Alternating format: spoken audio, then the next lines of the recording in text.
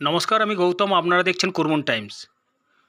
পূর্ব বর্ধমান জেলার পূর্বস্থলী ২ নম্বর ব্লকের গ্রাম পঞ্চায়েতের এক ঠিকাদার কর্মী দেবাশিস দে ১০০ দিনের প্রচুর মালপত্র সরবরাহ করার পর তিনি অর্থ না পাওয়ার ফলে আত্মহত্যা করেন।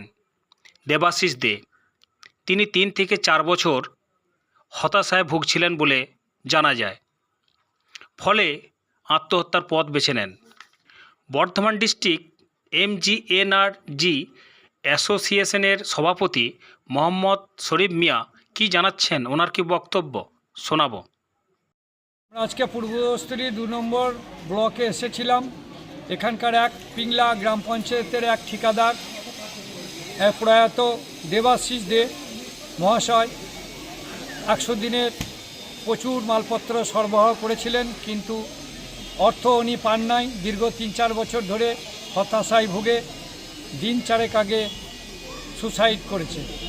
তার পরিবারকে সমবেদনা জানানোর জন্য আমরা এখানে এসেছি এবং আজকে মাননীয় বিডিও পূর্বস্থলী ২ বিডিও সাহেবকে আমরা একটা ডেপুটেশন দিয়ে যাব, যাতে আমাদের বিশাল পরিমাণ বেকার যুবকদের টাকা আটকিয়ে আছে সেটা আমরা কিভাবে পাবো।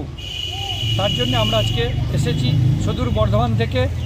আমরা এসেছি, এখানের লোকাল অনেক কন্ট্রাক্টর ছিল, সকলে সমবেত হয়ে আমরা আজকে বিডিও সাহেবকে ডেপুটেশন দেবো।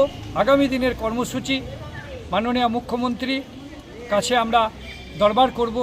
যদি দরবার করে আমাদের অর্থ না পাই তাহলে বাধ্য হয়ে আমরা আইনে যেতে বাধ্য। মারা যাওয়ার পেছনের কারণ হচ্ছে প্রচণ্ড মানসিক চাপে ছিল। এই এনআরজিসের কাজ করছিল, যে সমস্ত টাকা পয়সা পাচ্ছিল না, পাওনা দাদা চাইছিল কিন্তু দেওয়ার অসুবিধা হচ্ছিল প্রচণ্ড, নানা রকম টেনশান, এইসব টেনশান করার জন্য, তার জন্য ওই